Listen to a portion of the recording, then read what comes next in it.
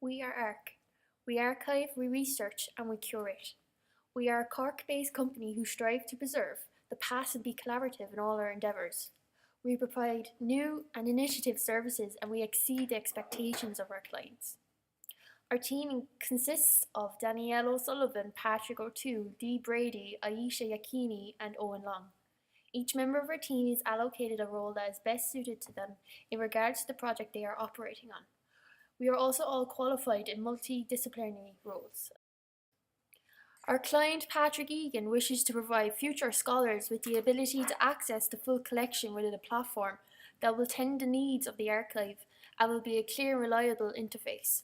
For the past 3 years, he has been digitising and archiving Sean O'Reilly's collection of his life's work.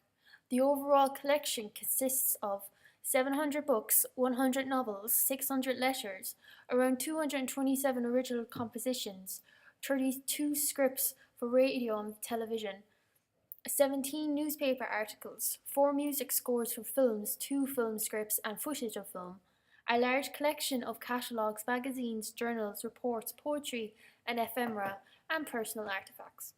For creating this project, we plan to establish a platform with an interactive timeline and to create a relational database to connect all the metadata together. We will maintain, update and preserve the long-term storage of the data. For the musical scores and transcribed documents that are part of the collection, we will encode them to be machine readable. In order to create a professional project workflow, we use Six Sigma business management strategy, which is used worldwide within all industries and allows for continuous improvements to both product and procedure. The 6 stages are known as number 1, define, which is to define the project's goal. Number 2, to measure. This measures and determines the project schedules. Number 3, validation. Through the analysis and comparison of both primary and secondary sources for data, software and equipment. Number 4, analysis. This is the analysis of data and specific techniques needed for implementation. Number 5, design and improvement. By developing working test models with a continuous review of CTQs. Number 6, control. By the implementation of specific periods of time where the evaluation of product and data is ongoing and updated to keep within initial specifications.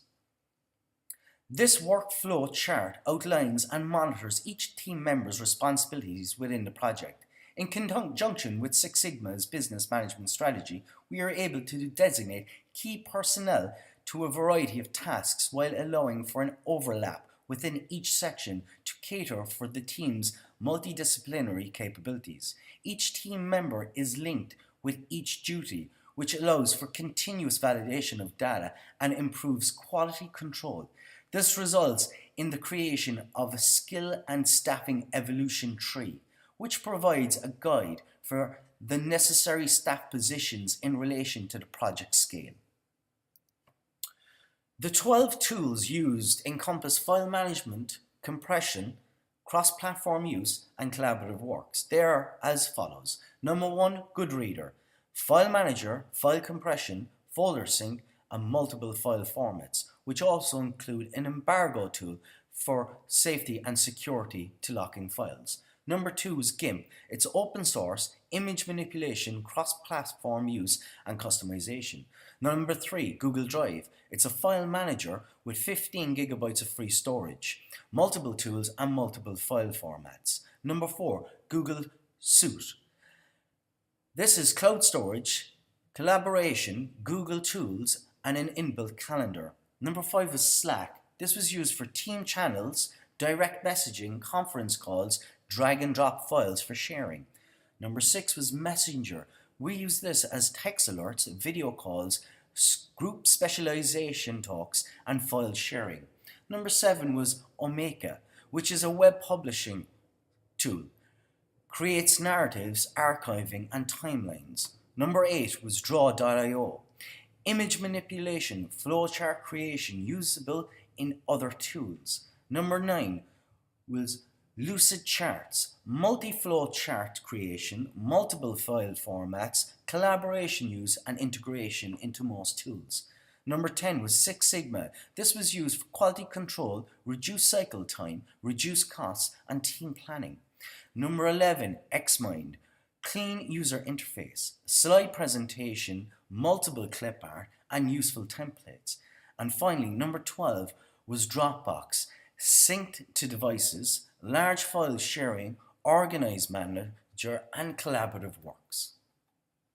Research strategy was split into 6 stages. Number 1 was background information. Number 2, strategy for search. Number 3, fact finding. Number 4 was evaluation of data. Number 5 was convergence of data. And number 6 was presentation of data.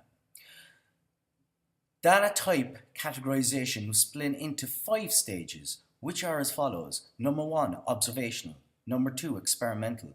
Number 3, derive or compiled. Number 4, simulation or collection. And finally, number 5, reference and cited works.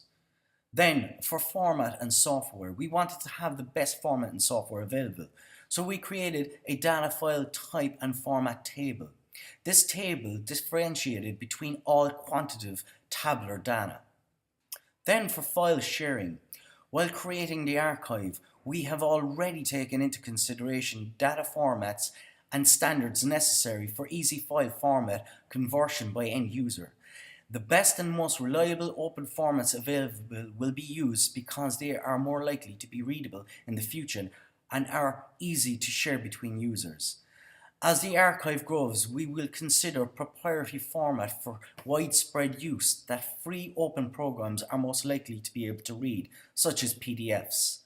Also, for data sharing, we considered the restrictions needed in data dissemination in regards to unrestricted files, registered files, requested files, closed access, and metadata.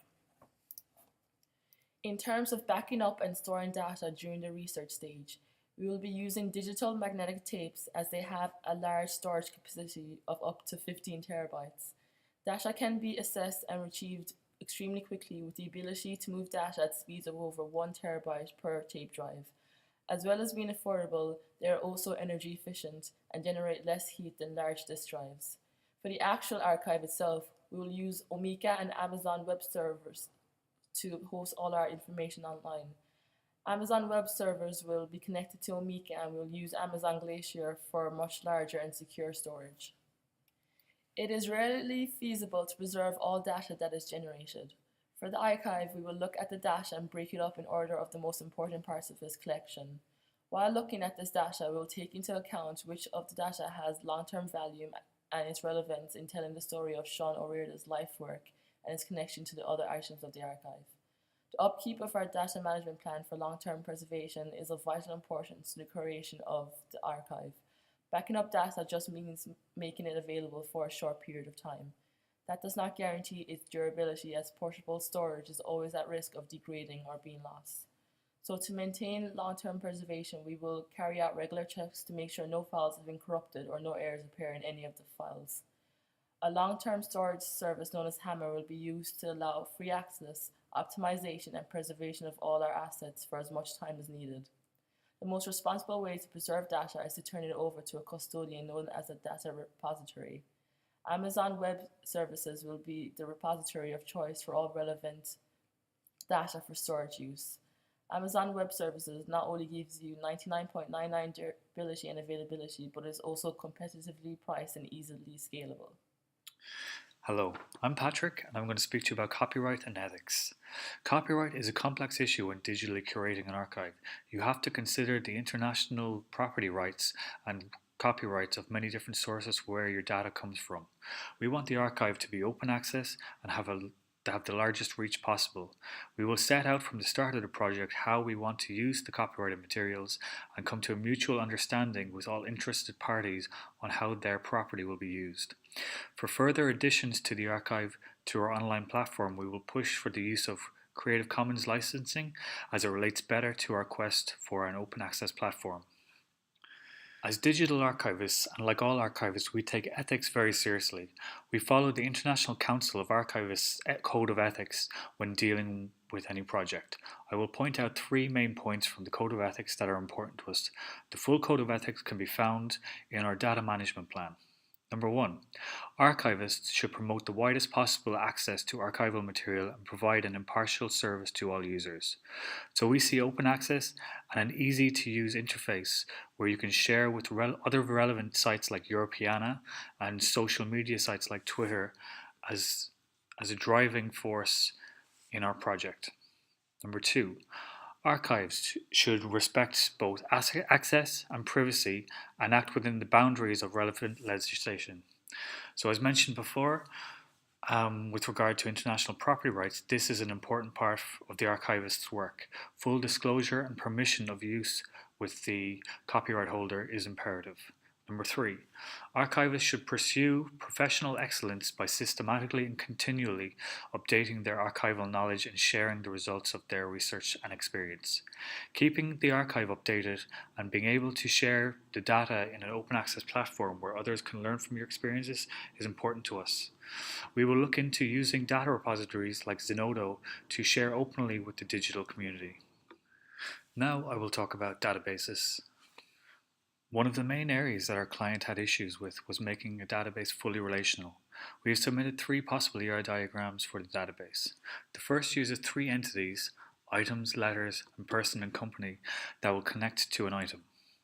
The attributes used for the letters and items are the Dublin Core metadata standards and the ID, name, phone number description for the company and person.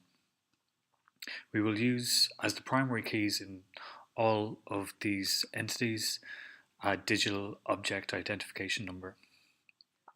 The second uses the same kind of attribute structure as the first but connects items to collection, collection to a place, and place to a person who is responsible for the collection.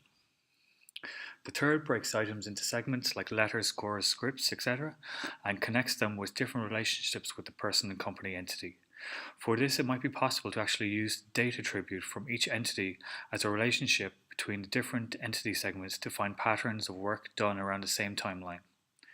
So we've created a demo site of how our site will look in Omeka and provided some functionality that the client had requested. So if we go into the site, it loads up into the home page, which is, as you can see, has the letters of Aurida and a picture of him on top, and it goes straight into the timeline of the full collection. The data I've used here is just placeholder data and has no relevance to the actual archive. It's just been made up just for this purpose of this demo. So as you can see from the timeline, you can see on the map that it kind of has these colored pointers of different items in the archive and where they were created. And if you click on one of them, it comes up with the metadata and any kind of video footage of that item. You can scroll up and then turn off the metadata and then go down to the timeline, which you can see starts 1963, and you can scroll through the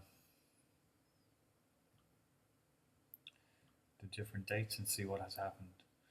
Since I've only used a few demo kind of items, there's not much, but you can see here I've tried to just group a few things together so you can see kind of timelines and overlaps of different collections and different items.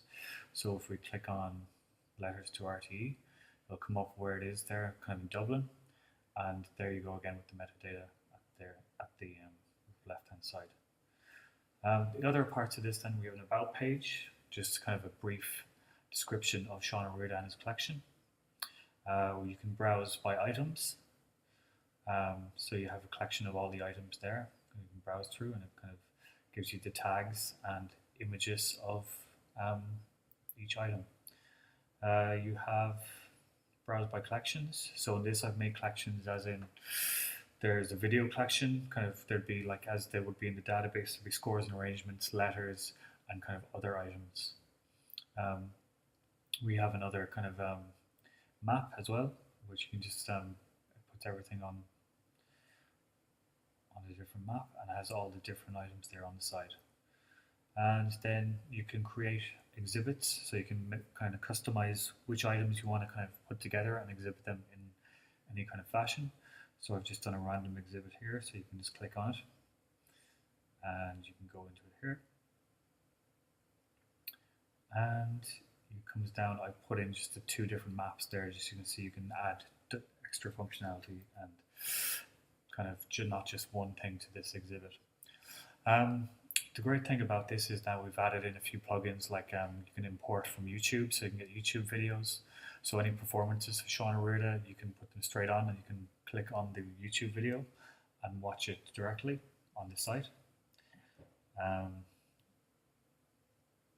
we can see with this.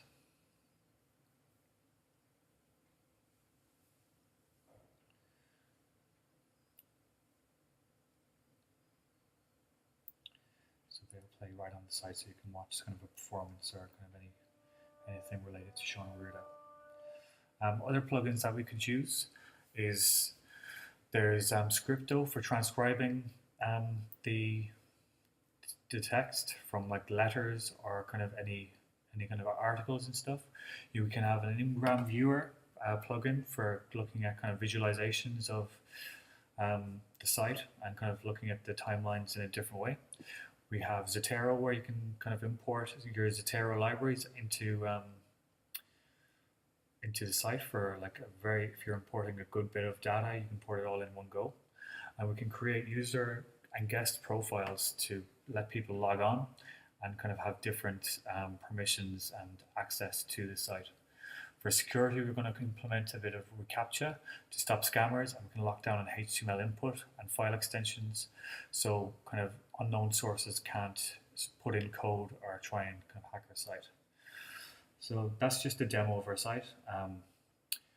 Once you have a few more kind of themes with the upgraded version of Omeka, you can have a bit more of a kind of interesting and kind of a nice looking site than just a plain white background. In regards to the funds for this project, we have many strong strategies for funding models with the attributes to support, secure and to maintain sustainability and resilience.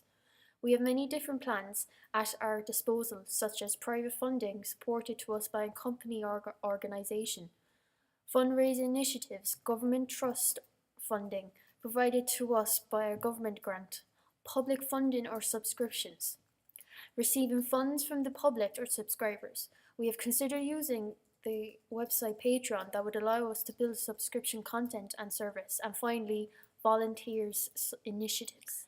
This is an invoice for the pricing and requirements options. We have broken up the invoice into two price comparisons, A and B. Option A consists of the hosting site of Reclaim Hosting at €25 per year, the application Omeka with 1 GB of storage, 2 sites, 21 plugins and unlimited themes at €45 per year. Additional storage for this site, we recommend AWS Medium RDB, that is 100 GB at €73. For long-term backup, we will use digital magnetic tapes of 12 TB each at €120 per tape. Our charge we estimate will average €1,000 per month, and there's an optional initial setup maintenance of €100 per month. All of this for option A will cost around €5,266 for 3 months. Option B consists of, again, the hosting site of Reclaim Hosting at €100 per year. The application Omeka will also be €45 per year. MySQL will cost nothing.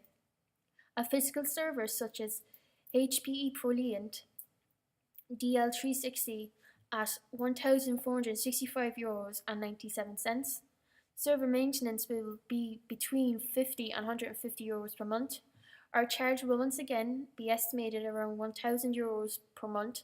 And finally, the after initial setup maintenance is optional and is €100 per month. Option B will be around €7,010 for 3 months. We highly recommend choosing option A as it is the cheaper option. So this is our presentation on curating Sean O'Riordan's collection. I hope you enjoyed, and thanks for listening.